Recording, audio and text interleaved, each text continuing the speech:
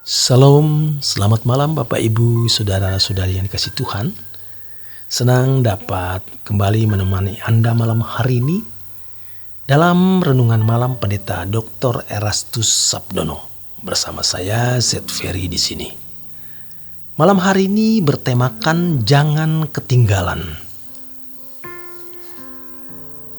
Satu hal yang kita harus ingat bahwa pada intinya Tuhan mau menyeberangkan kita dari dunia ini ke tanah perjanjian.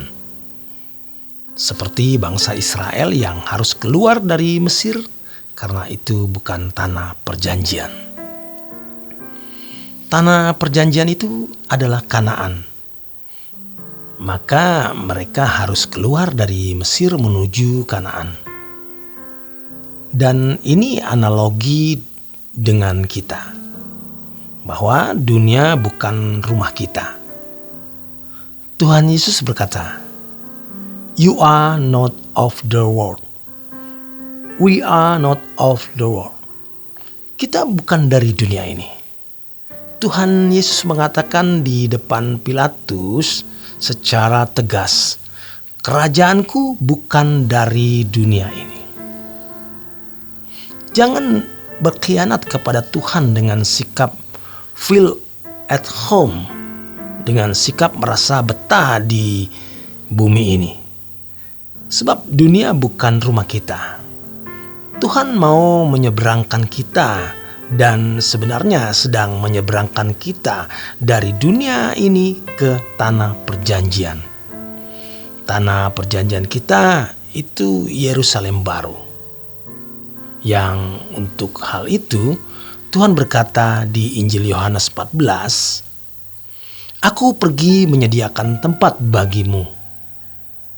Jangan sampai Tuhan Yesus sudah lelah-lelah mempersiapkan tempat bagi kita dengan pengorbanannya, namun kita tidak seiring dengan Tuhan yang membawa kita ke tanah perjanjian itu. Maka kita harus senantiasa mengingat bahwa dunia bukan rumah kita. Kalau orang bukan umat pilihan, mereka disibukkan bagaimana membuat hidupnya berbunga-bunga menikmati dunia ini. Sementara kita harus belajar melepaskan segala keterikatan dengan dunia.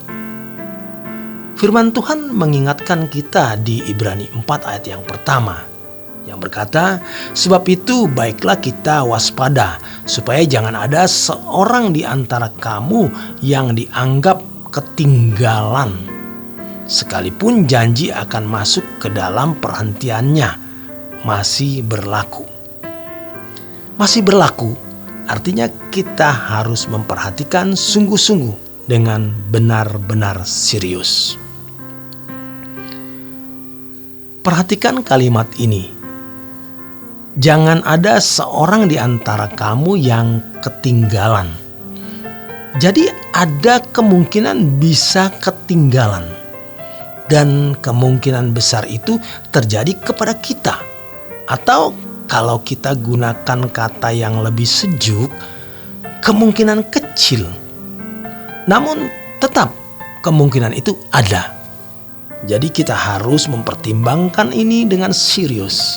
Kita harus selalu alert, waspada, karena kemungkinan ketinggalan itu bisa terjadi atas hidup kita.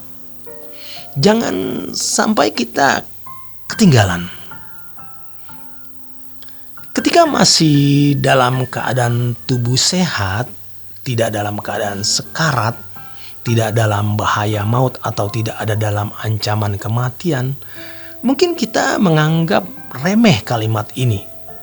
Tetapi kalau kita ada di ujung maut, dalam kondisi sekarat atau nyawa kita terancam, kita akan lebih memperhatikan apa yang firman Tuhan katakan tersebut. Tetapi jangan menunggu kita sekarat atau dalam keadaan terancam dulu, baru kita memperhatikan hal ini dengan serius. Yaitu harusnya sejak sekarang, mari kita memperhatikan hal ini. Jangan ada di antara kamu yang dianggap ketinggalan. Maka dikatakan di kalimat sebelumnya di Ibrani 4 ayat 1 ini, baiklah kita waspada. Kita pasti punya kewaspadaan untuk banyak hal. Demi usaha tidak bangkrut, demi tubuh kita sehat, demi anak-anak aman, supaya tidak ada pencuri atau apapun yang bisa masuk ke dalam rumah kita yang dapat mengganggu dan merusak. Maka pagar ditinggikan, diberikan jeruji besi atau pecahan-pecahan kaca yang tajam untuk mencegah orang dapat masuk. Kemudian juga supaya anak-anak bisa sekolah, kita mengambil asuransi pendidikan. Supaya kalau sakit ada yang menanggung biaya rumah sakit, kita mengambil asuransi itu. Kita ikut asuransi.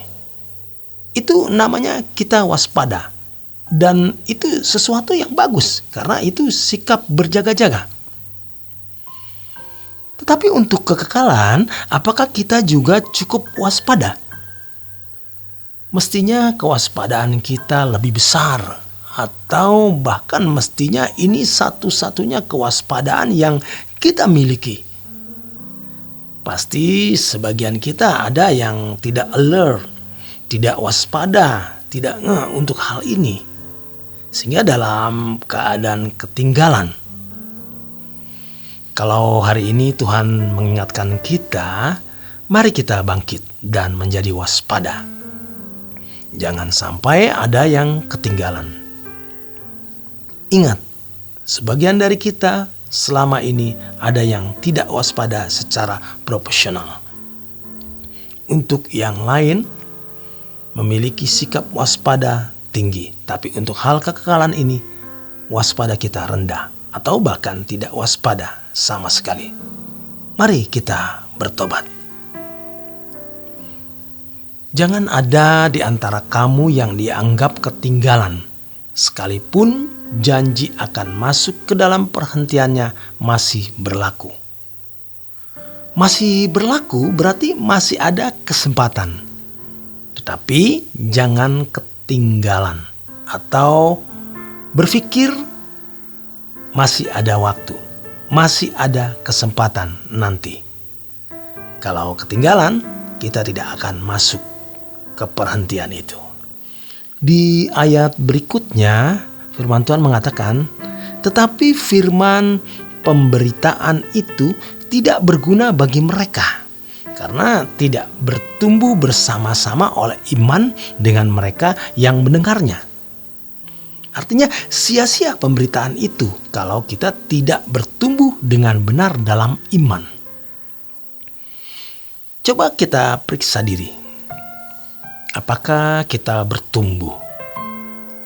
Untuk hal lain, banyak orang menggeliat dan berusaha supaya lebih sehat, lebih banyak uang dan aset, lebih tinggi kedudukan, lebih tambah gelar, dan sebagainya. Namun, apakah kita bertumbuh dalam iman sehingga kita menjadi orang yang layak masuk ke Yerusalem baru? Ingat, hanya orang kudus atau orang suci yang masuk ke dalam kerajaan surga. Tidak ada orang cemar yang masuk ke dalam kerajaannya.